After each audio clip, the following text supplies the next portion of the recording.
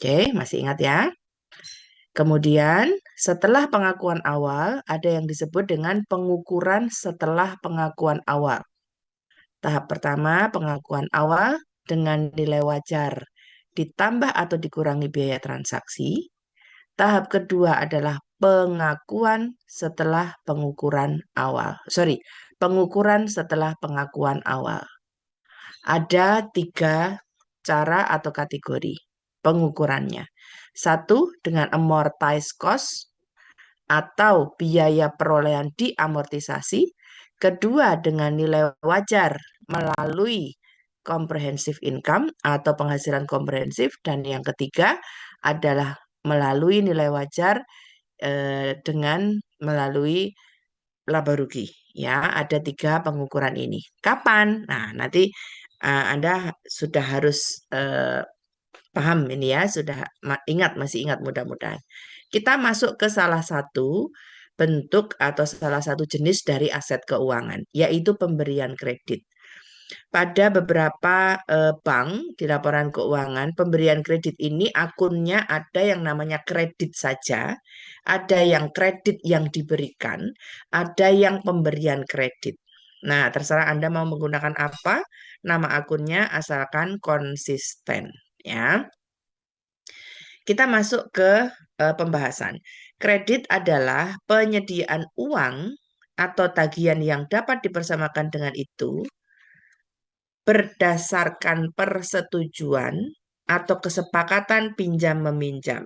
Nah, ini Anda sudah ingat ya, harus masih ingat bahwa semua transaksi untuk aset dan liabilitas keuangan itu dasarnya adalah kesepakatan ya atau kontrak antara bank dan pihak lain, dapat berbentuk entitas bank juga yang mewajibkan pihak peminjam untuk melunasinya setelah jangka waktu tertentu dengan tambahan bunga.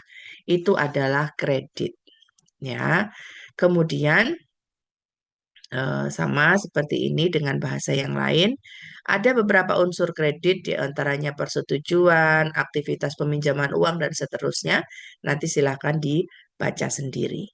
Kemudian, kredit itu di dalam PSAK 71 yang diterangkan pada BPAK, itu ada beberapa penggolongan, termasuk eh, apa penggolongan yang sebenarnya tidak ada di PSAK 71 tetapi juga digunakan. Yang pertama adalah menurut penggunaan. Menurut penggunaan itu ada kredit investasi, modal kerja, dan konsumsi. Artinya untuk apa kredit yang diberikan kepada nasabah itu digunakan. Ada yang untuk investasi, untuk modal kerja, dan untuk konsumsi. Modal kerja itu apa? Berarti yang digunakan untuk kebutuhan operasional perusahaan dari orang yang meminjam itu, gitu ya. Jadi untuk modal untuk bekerja. Kemudian kredit investasi membiayai barang modal dan kredit konsumsi untuk keperluan pribadi atau rumah tangga. Itu menurut penggunaan. Yang kedua adalah menurut PSAK. Ada 3, stage 1 atau tahap 1 atau tingkat 1 atau level 1 penyebutannya. Kemudian itu masuk kategori baik stage 1 itu. Lalu stage 2 kategorinya adalah kurang baik. Stage 3 atau tahap 3 atau level 3 aset tidak baik. Nah, apa ini maksudnya? Kalau tahap 1 tadi baik, kurang baik, dan tidak baik, 1, 2, 3. Yang tahap 1 itu resiko kredit belum meningkat signifikan sejak awal. Maksudnya apa? Maksudnya di sini eh, apa? Resiko kredit adalah tidak tertagihnya, salah satu itu ya. Tidak tertagihnya eh, pokok maupun bunga kredit itu belum muncul, belum terlihat. Di tahap 1 ini belum terlihat adanya resiko kredit. Nah, kalau seperti ini maka perlakuan akuntansinya adalah bank itu membentuk apa yang disebut dengan CKPN, cadangan kerugian penurunan nilai. Di mana cadangan kerugian penurunan nilai itu adalah sebuah dana yang disisihkan yang dibentuk oleh bank untuk mengantisipasi adanya kerugian-kerugian seperti misalnya adanya resiko kredit ini. Ya, kerugian-kerugian adanya resiko kredit, penurunan nilai aset keuangan itu masuk ke dalam CKPN. Dihitungnya kapan? Berdasarkan ekspektasi kerugian yang diharapkan, bukan diharapkan ya, yang ramalkan begitu dalam 12 bulan. Karena masih tahap 1, biasanya itu masih mudah. Tahap 2 itu ada resiko kredit yang meningkat. Artinya, di situ debitur menunjukkan tanda-tanda tidak eh, apa angel ya. Angel itu apa? Sulit, sulit untuk membayar. Kemudian ada keterlambatan di dalam pembayaran tagihan bunga dan seterusnya, di mana itu ada peningkatan resiko kredit tapi belum gagal bayar, belum sampai gagal bayar. Itu tahap 2. Di sini ekspektasi rugi itu didasarkan untuk CKPN dihitung berdasarkan kerugian ekspektasian sepanjang umur kredit yang tersisa. Kemudian kalau tahap 3 itu sudah terjadi adanya gagal bayar. Sudah tidak bisa membayar. Si debitur itu sudah ada bukti bahwa sudah benar-benar gagal membayar. Nah, seperti ini berarti CKPN-nya dihitung penuh dan bunga dihitung atas nilai tercatat neto setelah CKPN. Nah, untuk CKPN nanti kita akan ada bahasan tersendiri. Untuk ini sekedar tahu saja, tidak usah dihafalkan terlebih dahulu, tidak apa-apa. Yang penting Anda tahu bahwa menurut PSAK itu ada 3 golongan kredit, yaitu tahap 1, 2, dan 3. Yang satu itu risiko kredit belum ada, kemudian kedua itu sudah ada tetapi belum adanya gagal bayar, belum gagal bayar, dan yang ketiga gagal bayar. Gitu nggih. Kemudian yang ketiga, kategori kredit itu ada bisa menurut kualitas. Menurut kualitas itu lancar, dalam perhatian khusus, kurang lancar, diragukan, dan macet. Artinya apa? Artinya adalah ini. Nah, nanti silakan dibaca. Kita masuk kepada, nah, ini saya ambil dari laporan keuangannya Bank Mandiri kemarin yang tahun 2023. Kredit yang diberikan namanya adalah kredit yang diberikan. Ya, ada juga pemberian kredit, ada kredit saja. Di sini Bank Mandiri menggunakan nama akun kredit yang diberikan. Kemudian, nah kita sampai kepada klasifikasi dan pengukuran. Ya, tadi sudah saya ingatkan bahwa ada 2 tahap. Ada 2 tahap pengukuran. Pertama, pada saat pengakuan awal. Kapan itu pengakuan awal? Munculnya pertama kali aset keuangan. Kalau itu aset keuangan, kalau liabilitas keuangan berarti liabilitas keuangan. Pengakuan awal terjadi pada saat munculnya pertama kali aset keuangan. Pada saat itu bank melakukan pencatatan pertama kali mengenai aset keuangan. Itu pengakuan awal. Pakai apa ngukurnya? Nilai wajar ditambah atau dikurangi biaya transaksi. Tahap satu. Tahap kedua adalah pengukuran setelah pengakuan awal. Menggunakan apa pengukuran setelah pengakuan awal itu? Menggunakan 3 pengukuran ini. Ya, menggunakan 3 pengukuran ini. Kapan menggunakan salah satunya? Dites dulu model bisnisnya untuk apa. Kalau aset keuangan itu cuma disimpan, tidak dijual, dan bank mengharapkan arus kas itu hanya dari pokok dan bunga, maka menggunakan biaya perolehan diamortisasi. Pengukuran setelah pengakuan awalnya. Kalau dijual, maksudnya untuk dijual, tapi arus kasnya adalah dari pokok dan bunga saja, maka pakai nilai wajar dengan penghasilan komprehensif lain. Tapi kalau arus kas lainnya tidak ada pokok, tidak ada bunga, maka model bisnis apapun yaitu menggunakan nilai wajar melalui laba rugi. Itu nggih.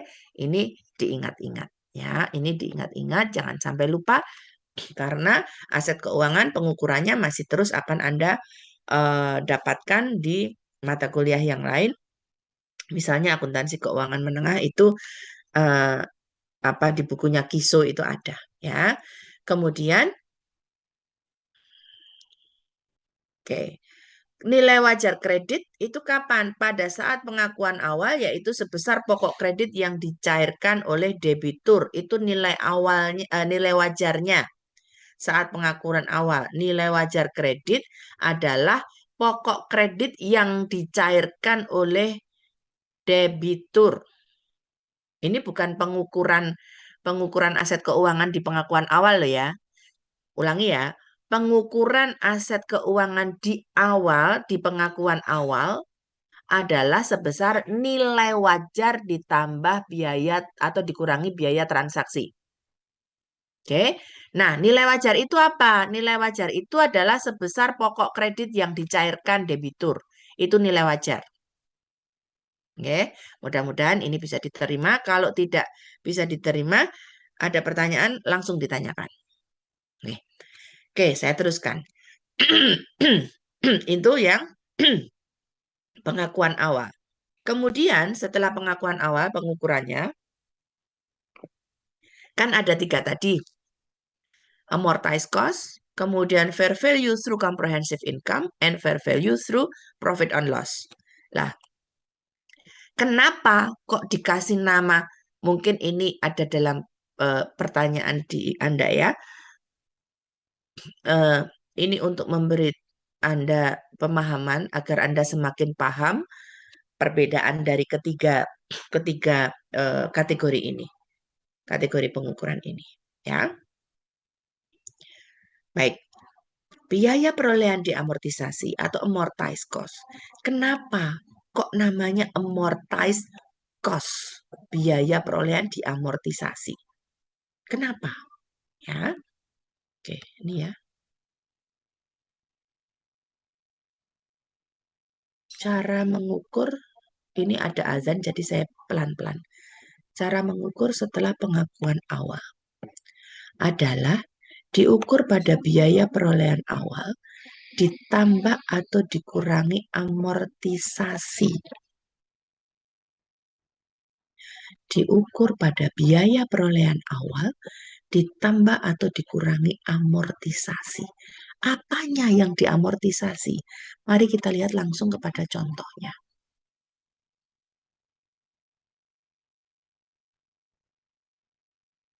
Nah, ini saja. Nah, ini saja. Misal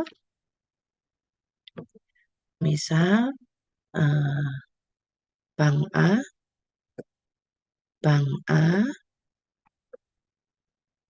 itu memberi pinjaman kepada Budi.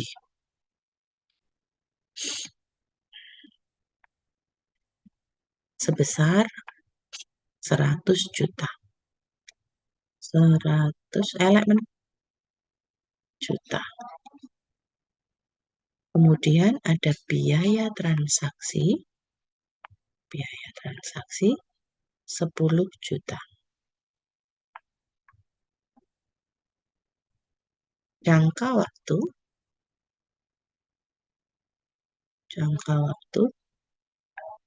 1 tahun atau 10 bulan.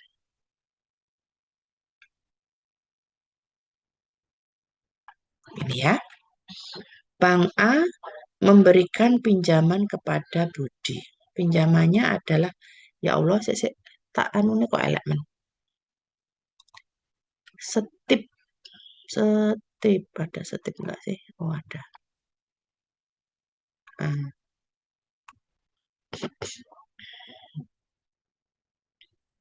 Satu.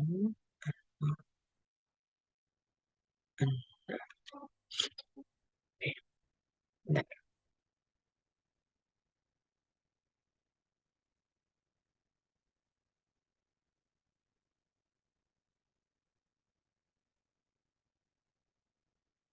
Bentar ya.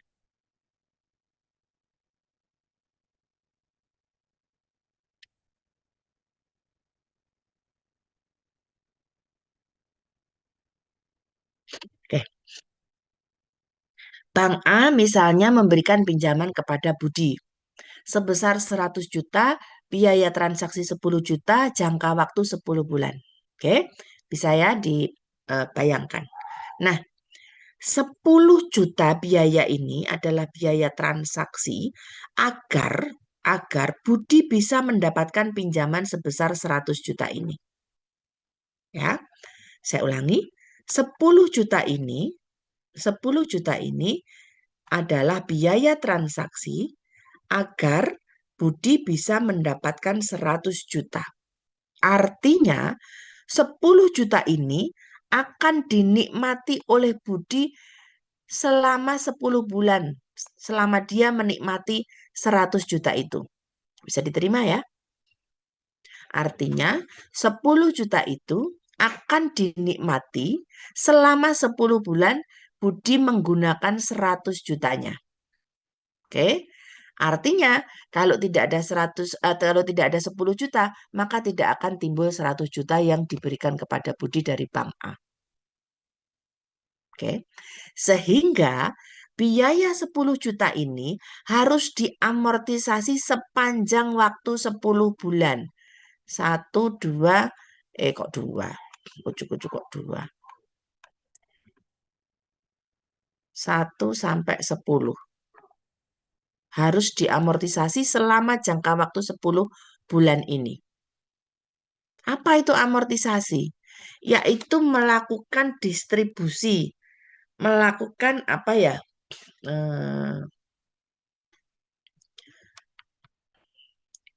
Distribusi tahu ya? Di pembagian. Nah, melakukan pembagian biaya ini ke dalam jangka waktu kredit. Itu kalau kredit, ya. Oleh karena itu, karena ada biaya yang diamortisasi selama jangka waktu kredit, maka metode atau kategori ini disebut sebagai amortized cost. Biaya perolehan yang diamortisasi. Yang diamortisasi adalah biayanya. Oke, itulah mengapa disebut sebagai amortized cost yang pertama. Ada pertanyaan? Saya harap bisa dipahami ya. Yang kedua, nilai wajar melalui penghasilan komprehensif lain. Kenapa disebut nilai wajar melalui komprehensif lain? Karena ini Anda sudah tahu ya kapan dipakainya, yaitu dimaksudkan untuk dijual. SPPI tes lulus. Oke. Kenapa disebut dengan nilai wajar melalui penghasilan komprehensif lain? Karena perubahan nilai wajar, kalau ada perubahan nilai wajar, itu kan harus diakui, harus dicatat. Apa itu perubahan nilai wajar? Misal, ada surat berharga, ya. Bank mempunyai surat berharga. Surat berharga adalah juga aset keuangan. Oke. Bank punya surat berharga. Dulu ketika membeli 100, 1 bulan kemudian menjadi 200, tapi belum dijual. Menjadi 200, tapi belum dijual. Kalau di laporan keuangan, surat berharga itu tetap dilaporkan sebesar 100, menjadi tidak sesuai, tidak mencerminkan nilai yang sebenarnya. Wong harusnya 200 kok. Harusnya bagaimana? Disesuaikan, nilai wajarnya dinaikkan menjadi 200, sehingga di laporan keuangan nilai wajarnya menjadi 200, surat berharga itu menjadi 200 nilainya. Oke. Nah, selisihnya diakui sebagai apa? Kalau itu sudah dijual, diakuinya sebagai untung, masuk laba rugi. Tapi karena ini belum dijual, masih disimpan, maka diakuinya adalah ke penghasilan komprehensif lain atau pendapatan komprehensif lain atau other comprehensive income. Diakuinya sebagai itu. Itu tidak mempengaruhi laba rugi, tapi mempengaruhi ekuitas, menambah ataupun mengurangi ekuitas. Nah, itulah kenapa disebutnya sebagai nilai wajar melalui penghasilan komprehensif lain. Karena ketika ada selisih nilai wajar, maka selisih tersebut masuknya ke penghasilan komprehensif lain, bukan ke laba rugi. Sebaliknya, kalau yang nilai wajar melalui laba rugi, ketika ada selisih nilai wajar, maka masuknya adalah langsung ke laba rugi. Kenapa? Karena model bisnisnya adalah langsung ada niat untuk langsung menjual dan tidak ada pokok dan bunga. Jadi semua perubahan langsung masuk ke laba rugi. Asumsinya ketika ada perubahan itu ada penjualan sehingga langsung masuk ke laba rugi. Itulah mengapa masing-masing kategori itu dinamakan demikian. Oke, mudah-mudahan bisa dipahami. Oke. Nah, bedanya apa antara laba rugi dengan penghasilan komprehensif lain? Kalau Anda melihat ada laporan keuangan di banyak perusahaan, itu ada laporan mengenai laporan laba rugi dan penghasilan komprehensif lainnya ada seperti itu. Atau ada laporan penghasilan komprehensif lainnya dan laporan ekuitas dan laporan penghasilan komprehensif lainnya. Atau ada yang sendiri, laporan penghasilan komprehensif lainnya. Nah, yang pertama, laba rugi dan penghasilan komprehensif lainnya mestinya tidak dijadikan satu. Karena itu bukan laba rugi. Tetapi apa? Adalah perubahan nilai aset keuangan atau liabilitas keuangan yang belum direalisasi. Sama seperti tadi. Sama seperti ketika ada perubahan nilai wajar. Surat utangnya naik dari 100 menjadi 200. Belum terrealisasi karena belum terjual. Tetapi tetap harus diakui adanya kenaikan nilai wajar tersebut sebagai penghasilan komprehensif lain. Karena apa? Belum terrealisasi. Nah, kenapa kok harus tetap dilaporkan? Ya karena itu harus mencerminkan keadaan yang sesungguhnya. Karena bank punya penghasilan-penghasilan yang expected, yang diharapkan di masa depan. Namanya penghasilan komprehensif lainnya. Gitu ya. Nah, contohnya tadi sudah sama seperti tadi sudah. Kemudian dampak ke laba bersih. Kalau laba rugi ya mempengaruhi laba bersih. Kalau ini tidak, tapi mempengaruhi ekuitas. Biasanya jangka pendek, kemudian bisa mempengaruhi beberapa periode.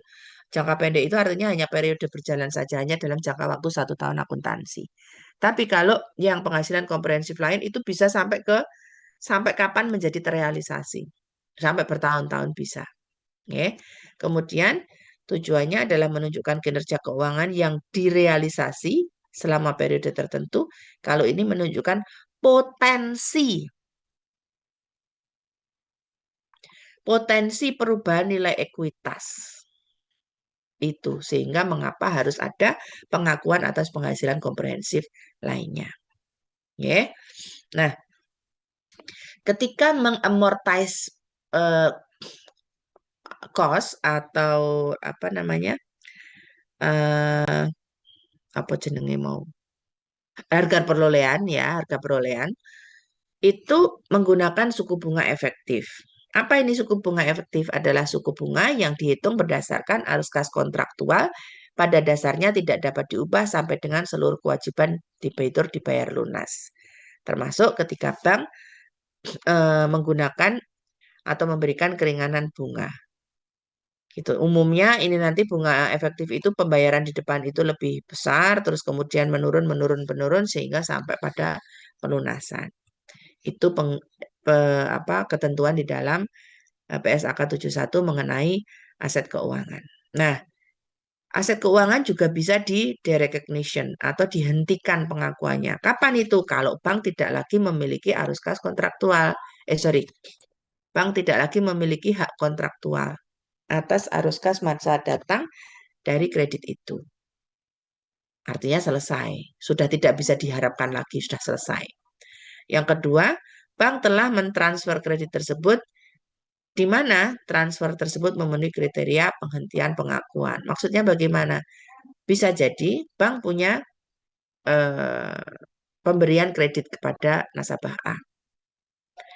Kredit ini bisa dibeli oleh nasabah B.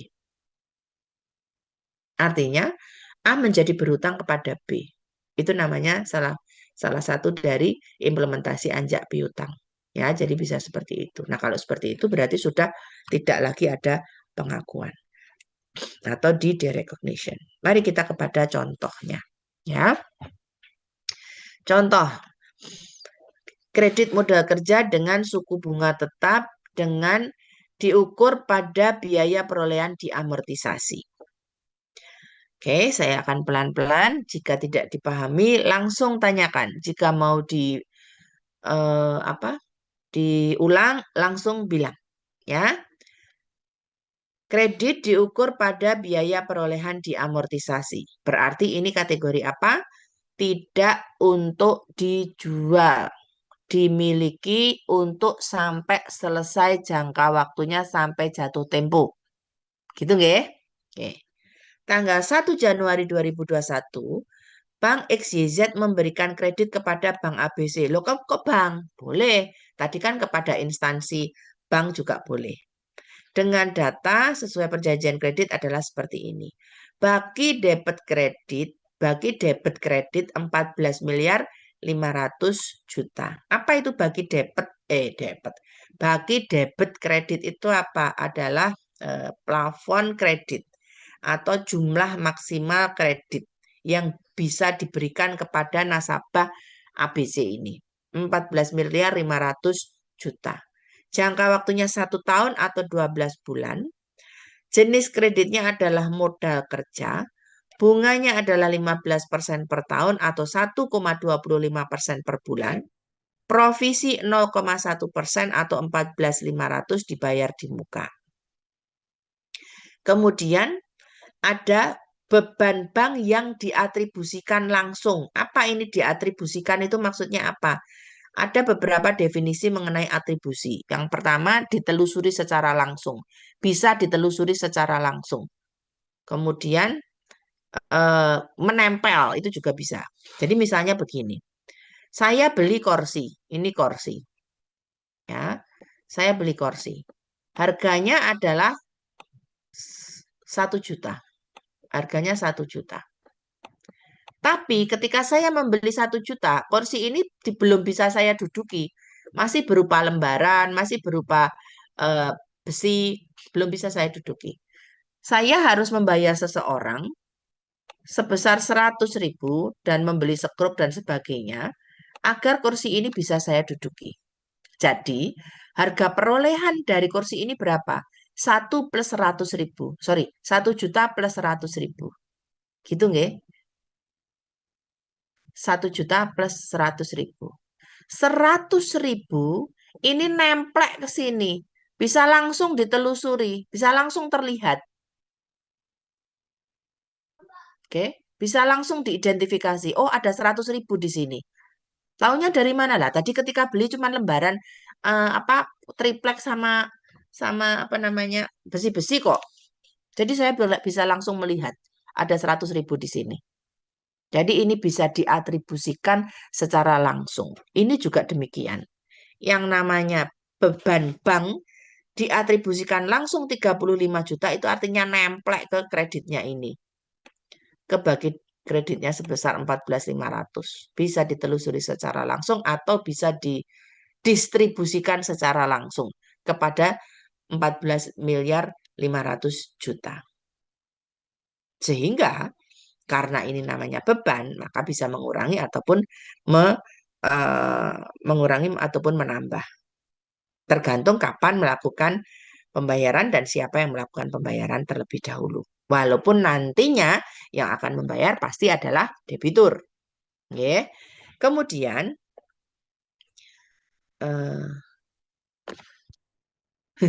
ada nyamuk. Fee pengelolaan rekening setiap bulan atau fee pengelolaan administrasi rekening adalah 20.000 per bulan.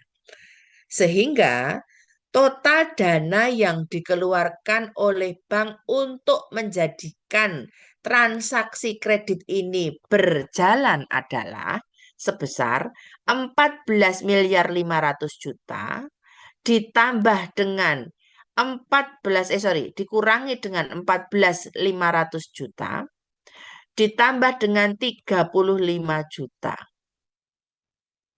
Inilah nilai wajar ditambah ataupun dikurangi biaya-biaya transaksi. Nah, nanti akan terlihat di jurnalnya, akan lebih terlihat di jurnalnya. Oke. Kemudian asumsinya adalah debitur memenuhi seluruh kewajibannya atau lancar. Dan suku bunga kredit sama dengan suku bunga pasar. Nah, di sini ada tabel yang mengkalkulasikan estimasi arus kas mendatang dan amortized cost. Untuk lebih jelasnya nanti Anda bisa melihat di sini. Sorry, Pieki. Oh, nggak bisa. Saya stop share ya. Saya buka yang Excel. Oke, semua file sudah saya masukkan ke Google Drive. Nah, di sini kita perlu untuk mengkalkulasikan yang sebelah sini, nak. Yang ini, yang sini. Amortisasi dengan effective interest rate atau suku bunga efektif. Kemudian tagihan bunga per bulannya berapa atau per periode pembayaran. Nah, di sini yang dibayar per bulan adalah bunganya saja. Ya. Pokoknya berapa? Pokoknya tadi 14.520.500 gitu kan. Tetapi pokok nilai wajarnya dari kredit pemberian kredit tadi adalah 14.500.000.000 gitu kan. Nah, yang kita perlukan adalah dua ini. Dua kolom ini ya. Oke, nanti dilihat gimana caranya menghitung. Gimana nih caranya menghitung? Nah, nanti dilihat. Oke. Nah, jangan khawatir untuk apa biar Anda lancar, nanti biar lancar dulu di awal-awal nanti saya berikan eh, tabelnya ini. Jadi Anda di awal-awal belum perlu membuat tabel, tapi nanti kalau sudah mahir tentu harus membuat sendiri, ya. Nah, saya kembali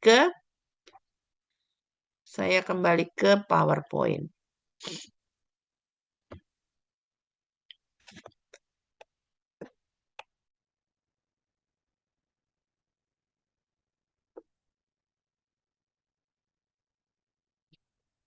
Nah, sini ya. Ini pertama kali diberikan adalah 14.520.000. Kemudian di eh, bulan selanjutnya ini pengakuan awal berarti ya, pengukuran pada saat pengakuan awal. Kemudian di bulan selanjutnya terlihat bahwa tagihan bunganya ada 181.250 dan amortisasi kosnya adalah 1.595.179. Nah, mari kita lihat bagaimana cara menjurnal atau mencatat jurnalnya. Ada beberapa catatan yang harus dibuat oleh bank untuk penjurnalan. Pertama adalah saat penandatanganan perjanjian kredit atau akad kredit. Jadi pada saat kita meminjam kepada bank, itu tidak langsung serta-merta diberikan. Tetapi ada akad kreditnya terlebih dahulu. Pada saat akad kredit, yang dilakukan oleh bank adalah pertama mencatat terlebih dahulu eh, biaya-biaya yang timbul dari kredit tersebut. Pertama adalah pencatatan provisi. Tadi ada provisi, ya, di sini. Provisi 14.500. Provisi ini dibayar di muka, yang membayar adalah, siapa yang membayar ini? Yang membayar adalah nasabah atau nasabah peminjam atau debitur. Berarti bagaimana? Kas diterima oleh bank untuk membayar biaya provisi, atau rekening debitur berkurang sebesar 14.500. Kemudian kreditnya adalah pemberian kredit atau kredit amortized cost. Anda perhatikan di sini, kredit atau pemberian kredit yang sekarang kita catat dengan kredit amortized cost ini, nama akunnya, adalah aset keuangan.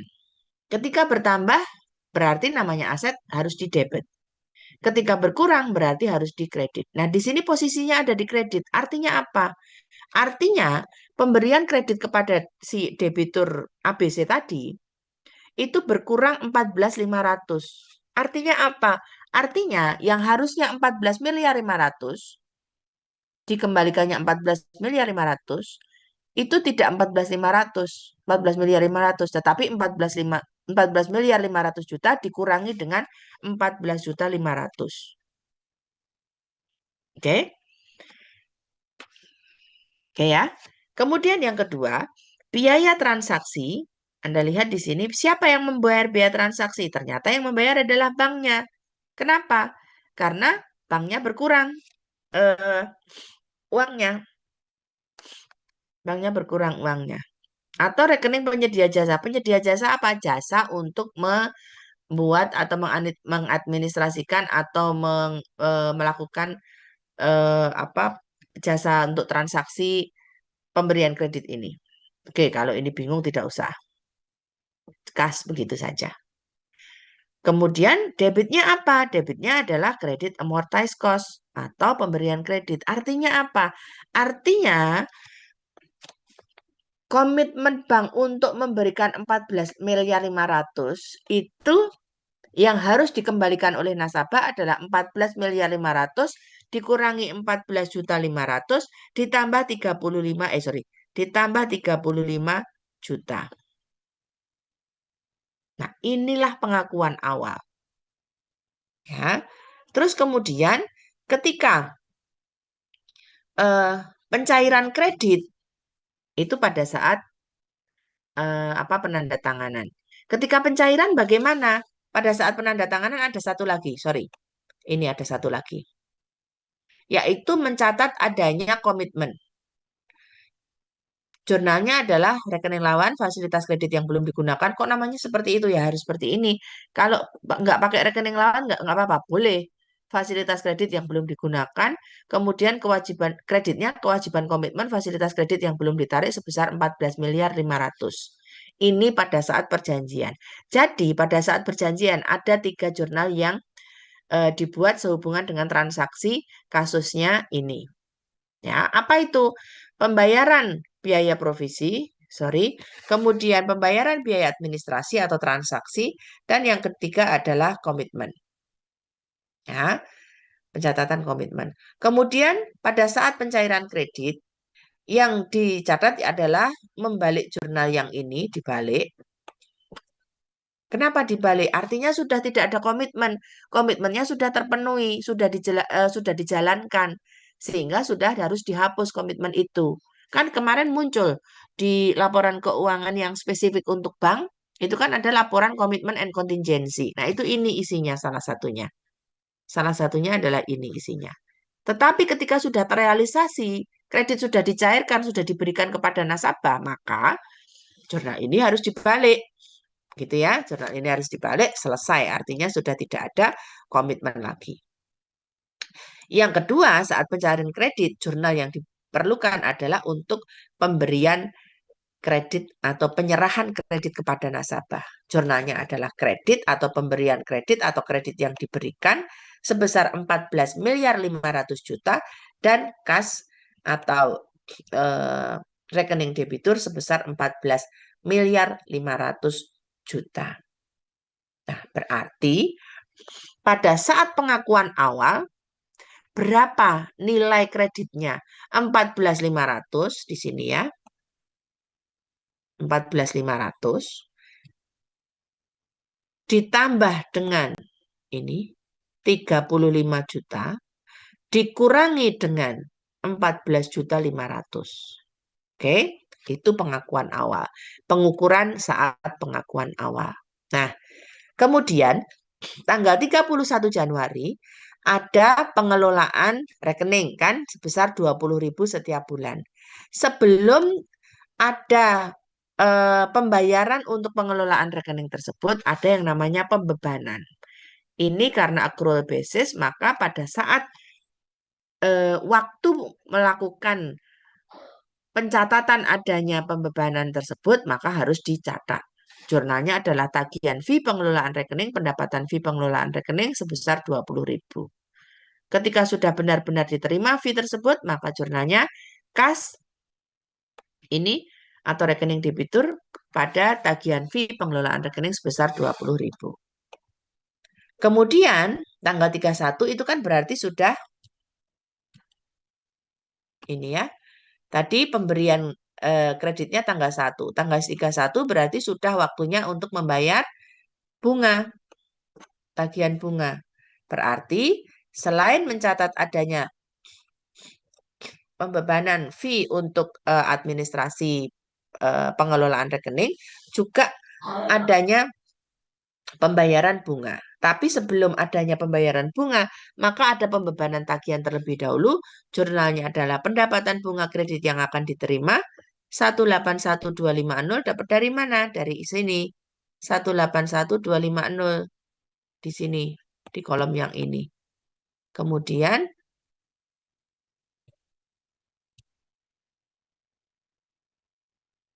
Kemudian kredit amortized cost 159.179 di kolom sebelahnya, ya.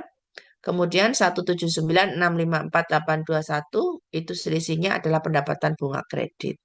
Nah, saat benar-benar sudah diterima setoran bunga dari debitur, maka jurnalnya adalah kas atau rekening debitur pada pendapatan bunga kredit yang akan diterima sebesar 181.250. Oke. Kemudian di bulan terakhir jurnalnya adalah sama. Berarti apa? Satu, ini kurang ini. Satu, apa yang kurang ini? Yaitu fee pengelolaan rekening. Ya, fee pengelolaan rekening yang seperti huruf C, berarti yang ini.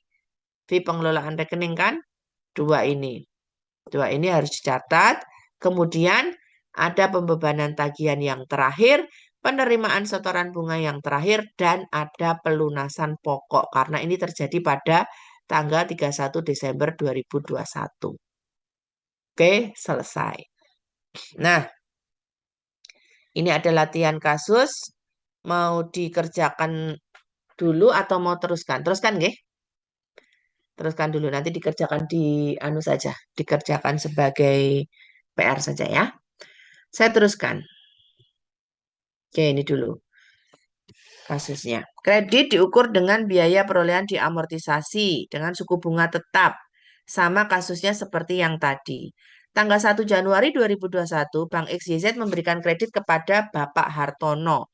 Dengan data sesuai perjanjian kreditnya, pokok kreditnya 1 miliar, jangka waktu 12 bulan, bunga nominal 13% per tahun, biaya transaksi 10 juta, dan biaya provisi yang dibayar di muka sebesar 5 juta. Fee pengelolaan rekening adalah sebesar 20.000, suku bunga efektif atau efektif interest rate 1,038 794% per bulan. Jangan khawatir, ini sudah ada di file Excel yang sheet kedua. Judulnya Hartono, sheetnya namanya. Oke. Oke, kita teruskan. Ini tidak usah, yang ini tidak usah dulu. Yang tadi ya, yang dikerjakan. Kemudian saya teruskan. Kredit diukur pada nilai wajar melalui laba rugi. Ya, kredit diukur melalui nilai wajar laba rugi. Sebentar, macet.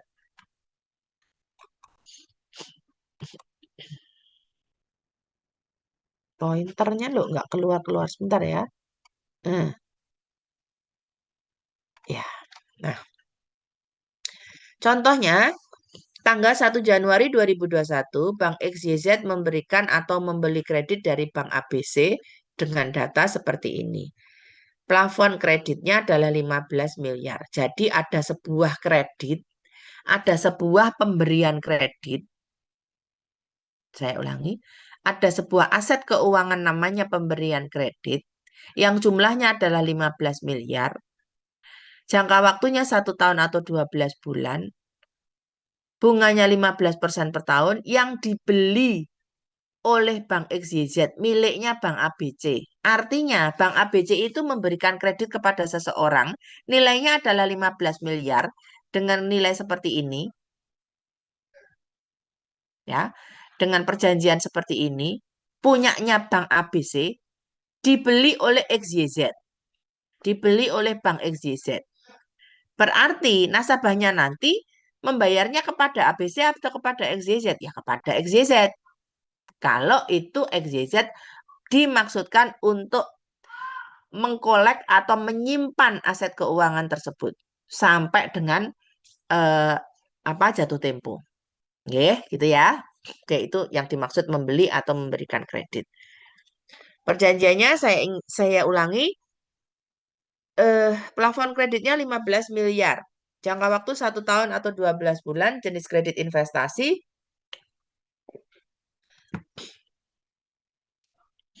Bunganya 15% per tahun atau 1,25% per bulan. Atau per bulannya 187.500 juta. Dapat dari mana? 15% kalikan 15 juta. 15 miliar per 12 atau 15 miliar kali 1,25%.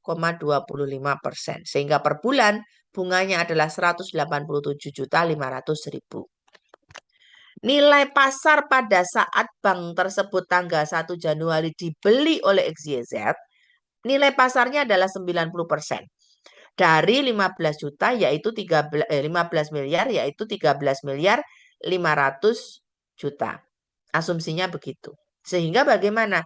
Sehingga Bank XYZ membeli kredit yang nilainya 15 miliar itu hanya senilai 13 miliar 500 juta. Gitu nggih. Informasi lain, 31 Januari harga pasar kredit menjadi 14 miliar. Padahal tadi ketika membeli adalah 13 miliar 500, bukan 500 miliar. 500, bukan 15 miliar. Nah, 1 Februari 2021 kredit tersebut dijual seharga 14 miliar 100 juta. Mari kita lihat apa yang diperlukan pencatatannya. Tanggal 1 Januari pada saat pembelian kredit atau pada awal ditetapkan sebagai kredit. Artinya ini apa? Pengakuan awal. Oke, pengakuan awal menggunakan apa diukurnya? Nilai wajar. Ditambah atau dikurangi biaya transaksi jika ada. Jika tidak ada bagaimana? Ya berarti nilai wajarnya saja. Nilai wajarnya pakai apa? Pakai nilai pasar. Berapa? 90% atau 13 miliar 500 juta. Oke. Nah, kemudian pada saat pembelian kredit itu muncullah aset keuangan yang namanya kredit atau pemberian kredit yang dibeli dari XYZ. Salah, dibeli dari ABC. Gitu ya. Nah, kita teruskan. Pada saat pembelian kredit tersebut, jurnalnya adalah karena muncul aset keuangan, maka aset keuangan didebet. Kredit atau pemberian kredit atau kredit yang diberikan. Dikasih keterangan diukur pada nilai wajar melalui laba rugi. Kenapa? Ini untuk membedakan kategori saja agar lebih mudah membedakan meskipun di laporan keuangan nantinya menjadi satu, yaitu kredit saja atau pemberian kredit saja atau kredit yang diberikan saja. Oke. Kreditnya itu debitnya kredit diukur pada nilai wajar melalui laba rugi, kemudian kreditnya adalah kas. Ini nggak usah biar nggak bingung. Kas. Oke, berarti bagaimana? Kasnya berkurang, kasnya XYZ berkurang karena membeli kredit. Berapa? Sebesar harga pasarnya 13.500. Tidak ada biaya transaksi sehingga tidak usah ditambahkan atau dikurangkan. Kedua, tanggal 31 Januari pada saat pembebanan tagihan kepada debitur. Tagihan bunga sama seperti yang punyanya sebelum ini tadi. Ada setiap bulan pembayaran bunga sehingga muncul tagihan bunga. Pendapatan bunga kredit yang akan diterima pada pendapatan bunga kredit sebesar 187.500. Tidak ada amortized cost. Tidak ada pengurangan kredit di sini. Di sini tidak ada kredit, kemudian kredit yang diberikan atau kredit ini tidak ada. Ya, tidak ada. Kenapa? Karena tidak menggunakan amortized cost. Gitu ya, tidak menggunakan amortized cost sehingga tidak diamortisasikan. Sehingga di sini jurnalnya hanya pada saat pembebanan tagihan pendapatan bunga kredit yang akan diterima pada pendapatan bunga kredit. Kemudian pada saat benar-benar menerima setoran dari debitur, jurnalnya adalah kas. pada pendapatan bunga kredit yang akan diterima. Selanjutnya adalah ketika ada harga pasar yang berubah dari semula ketika membeli harga pasarnya adalah 13.500.000, 1 bulan kemudian menjadi 14 miliar. Berarti ada selisih sebesar 500 juta. 500 juta itu diakui sebagai penambah nilai kreditnya. Kredit diukur pada nilai wajar melalui laba rugi di debit sebesar 500 juta, selisih dari nilai wajar. Kemudian kreditnya adalah, Anda lihat di sini, pendapatan operasional lainnya. OCI, Other Comprehensive Income, atau penghasilan komprehensif lainnya, bukan keuntungan yang masuk laba rugi, tidak. Oke. Kemudian saat menjual kredit 1 hari kemudian, ini tanggal 31, ini tanggal 1 ketika kredit dijual, jurnalnya adalah dibalik dulu yang ini. Yang ini dibalik dulu. Kenapa? Karena ini kan tadi merupakan sebuah ekspektasi. Ini kan ekspektasi. Oke, potensi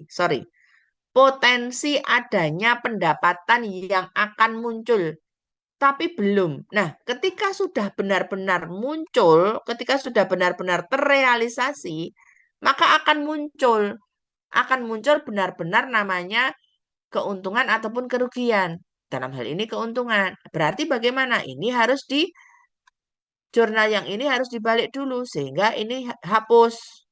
Sehingga sudah tidak ada jurnal ini, tidak ada pengakuan atas other comprehensive income.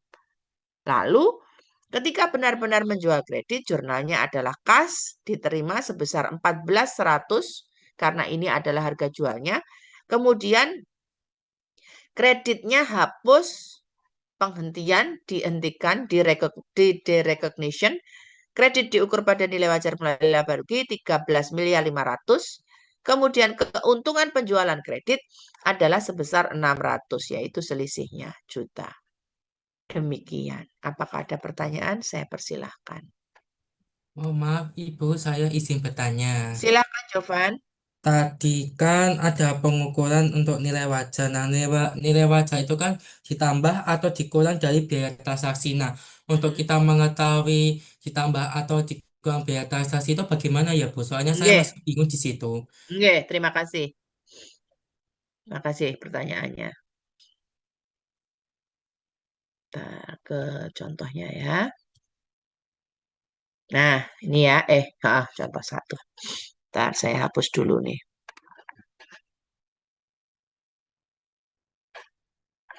Oke, kemudian.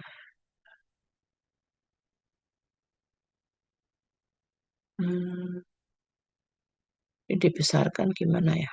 Highlighter. Oh, sebentar. Nah, oke. Bagaimana kita tahu untuk menambahkan ataupun mengurangi gitu ya? Nah, ini memang informasinya kurang lengkap ya, informasinya kurang lengkap. Eh, provisi itu adalah sebuah biaya, sebuah beban yang eh, dikeluarkan oleh bank untuk melaksanakan sebuah transaksi. Biasanya adalah transaksi pemberian kredit. Nah, provisi ini biasanya dibayar terlebih dahulu oleh bank, dibayarkan terlebih dahulu oleh bank. Tapi ada kalanya juga provisi ini langsung dibayarkan oleh debiturnya, ya langsung dibayarkan oleh debiturnya. Di sini memang tidak ada keterangan, tapi nanti akan ada saya berikan keterangan, misalnya provisi 0,1% atau 14.500.000 dibayar di muka oleh nasabah gitu, atau dibayar di muka oleh bank, sehingga nanti Anda akan tahu. Seperti misalnya ini juga, beban bank yang diatribusikan langsung, berarti kalau seperti ini, beban bank yang diatribusikan langsung karena tadi sudah bisa ditelusuri langsung kepada kreditnya, maka yang seperti ini yang membayar adalah bank. Ya, kalau ada kata-kata diatribusikan secara langsung, itu biasanya yang membayar adalah bank. Nah, kalau yang membayar adalah nasabah, maka otomatis adalah seperti ini. Kalau yang membayar nasabah seperti ini jurnalnya. Berarti apa? Berarti mengurangi kreditnya. Ini pen. Ini ya yang ini. Perhatian ke sini. Yang saya kotai.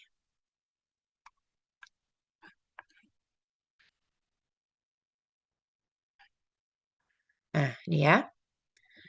Kalau saya ulangi sekali lagi, kalau yang membayar adalah kalau yang kalau yang membayar adalah siapa? Debitur. Ini yang membayarkan debitur nih. Tadi saya penjelasannya apa ya?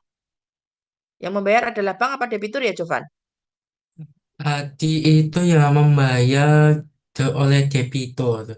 Tadi saya menjelaskannya oleh debitur ya. Iya, tadi yang Oke, pertama oke, tadi oke. tentang bank itu. Terus ini membahas debitur, Bu. Oke, oke, oke. Terima kasih. Jadi, sekali lagi ya, kalau yang membayar adalah debitur seperti ini, berarti ini mengurangi kreditnya. Berarti biaya transaksi ini mengurangi kredit. Kalau yang membayar adalah bank, kalau yang membayar adalah bank, yang biru ini, yang membayar adalah bank, berarti menambah kreditnya. Biaya transaksi ini berarti menambah kreditnya.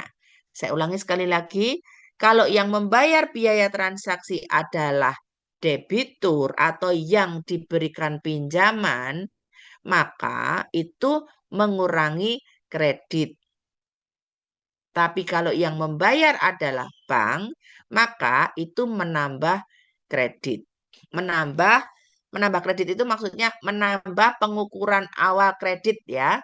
Menambah pengukuran saat pengakuan awal kredit. Itu. Nah, taunya dari mana? Taunya dari soal.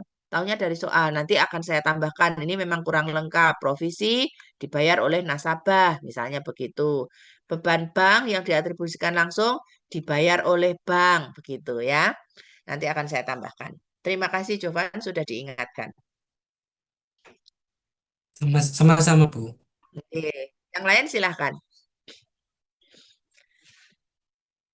Apakah ada pertanyaan yang lain?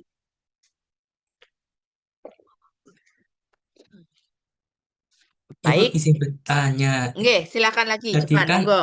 kalau atribusi kan langsung dari bank. Jika ada soal untuk atribusi tidak langsung itu mungkin ada atau tidak ada, Bu. Mungkin, mungkin Mungkin. ada. Mungkin ada. Yang tidak diatribusikan secara langsung berarti tidak nempel, tidak bisa, tidak apa ya, tidak di eh, tidak bisa ditelusuri secara langsung kepada kreditnya, itu maksudnya. Nah, untuk lebih jelasnya nanti silakan dicari apa itu kredit yang apa beban atau biaya yang diatribusikan secara langsung. Oke. Ada yang lain silakan. Makasih ya Jovan. Siap, Ibu. Silakan yang lain. Saya harap paham ya. Saya harap paham. Apabila ada pertanyaan lagi nanti silakan ditanyakan bisa melalui Japri. Oke. Nah, ada dua berarti yang untuk latihan. Insya Allah minggu depan akan kita bahas yaitu yang ini mau kayak ini ya dan yang ini. Saya bikin contoh yang sama persis. Cuman angka-angkanya saja yang berbeda sehingga nanti Anda akan bisa mengerjakan. Dan sudah ada yang tabel untuk amortize cost-nya untuk yang ini sudah ada. Di Excel, ada di Google Drive. Begitu?